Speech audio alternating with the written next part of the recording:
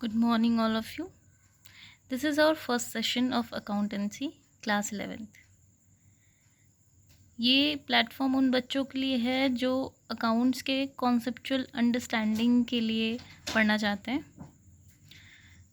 Accountancy start करने से पहले हम पहले ये जानेंगे कि आखिर क्या पर्पज़ है, what is objectives of accountancy, why we learn about accountancy.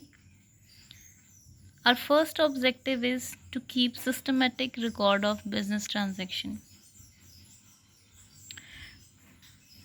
Systematic record इसलिए ज़रूरी है क्योंकि हम सारी चीज़ें याद नहीं रख सकते. We cannot remember everything.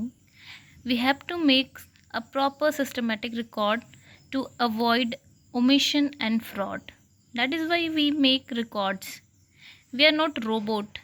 आप लोगों ने रोबोट मूवी देखी होगी. उसकी तरह हम सारी बुक तो याद कर नहीं सकते. आप एक दिन याद कर सकते हो, 2 दिन, 3 दिन, 4 दिन, पर आप अगर 1 साल का ट्रांजैक्शन देख रहे हो तो आपको याद रहेगा नहीं, उसमें पक्का गलती होगी.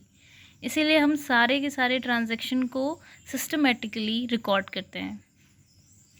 And our second objective is to calculate profit और लॉस. बिज़नेस करने का सबसे बड़ा पर्पज़ तो यही होता है कि कोई भी बिजनेसमैन है, अगर वो पूरे साल अपने बिज़नेस को दे रहा है तो आखिर में वो ये बात जानना चाहेगा कि उसको कितना प्रॉफिट हुआ है, कितना लॉस हुआ है. तो प्रॉफिट एंड लॉस कैलकुलेट करने के लिए भी हमें अकाउंटेंसी की ज़रूरत है.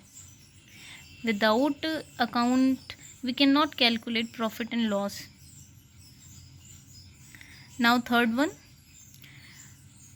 to know the exact reason leading to net profit और net loss.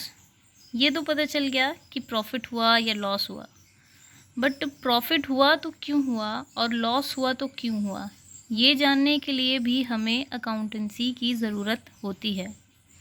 जब आपके सारे रिकॉर्ड सिस्टमेटिक बने रहेंगे तो आप कैलकुलेट कर पाओगे, आप उस रीज़न ढूंढ पाओगे कि आखिर क्यों हुआ है, आखिर क्या हुआ ऐसा कि हमें लॉस हो गया. अगर ये आपको पता चलेगा तभी तो आप नेक्स्ट ईयर या फिर नेक्स्ट सेशन में आप इसको इम्प्रूव कर पाओगे. अगर प्रॉफिट हुआ तो क्यों हुआ, कैसे हम उसको मेंटेन करें. Now fourth one, our fourth purpose is to ascertain the financial position of the business. Everyone wants to know their financial position of their business. अगर हम कोई बिज़नेस कर रहे हैं तो हमें पता होना चाहिए कि अभी उसकी स्थिति कैसी है, और वो स्थिति जानने के लिए हम क्या बनाते हैं, बैलेंस शीट. बैलेंस शीट के थ्रू हम पता कर पाते हैं कि आखिर हमारा बिज़नेस की स्टेटस क्या है, अभी वो फाइनेंशियली साउंड है कि नहीं है. And for that purpose also we make accountancy, we do account. Next step is to ascertain the progress of the business from year to year. आपने रिकॉर्ड्स बना लिए, अपने प्रॉफिट एंड लॉस कैलकुलेट कर लिया, आपको ये पता चल गया कि प्रॉफिट हुआ तो क्यों हुआ, लॉस हुआ तो क्यों हुआ, आपको फाइनेंशियल पोजीशन का भी आइडिया लग गया है. बट आपको एक ये पता चलना चाहिए कि आपका जो बिज़नेस है वो हर साल कितना प्रोग्रेस कर रहा है, वो प्रोग्रेस कर रहा है कि नहीं कर रहा है. इन सब चीज़ों की जानकारी भी हमें अकाउंट से ही पता चलता है. कैसे? आपके पास प्रीवियस ईयर के रिकॉर्ड्स रहेंगे, आपके पास इस साल के रिकॉर्ड्स हैं, तो आप कंपेयर कर पाओगे. ये तभी पॉसिबल है जब आपके पास रिकॉर्ड्स हो, जब आपके पास अकाउंट्स हो. That is why books of accounts is important. Next objective is to prevent and detect error and frauds. जैसा कि मैंने आप लोगों को बताया कि अगर आप लोग अकाउंटेंसी नहीं करते हो, आप लोग अकाउंट्स नहीं बनाते हो, बुक्स ऑफ अकाउंट नहीं मेंटेन करते हो, तो आप लोग एरर्स और फ्रॉड नहीं डिटेक्ट कर सकते.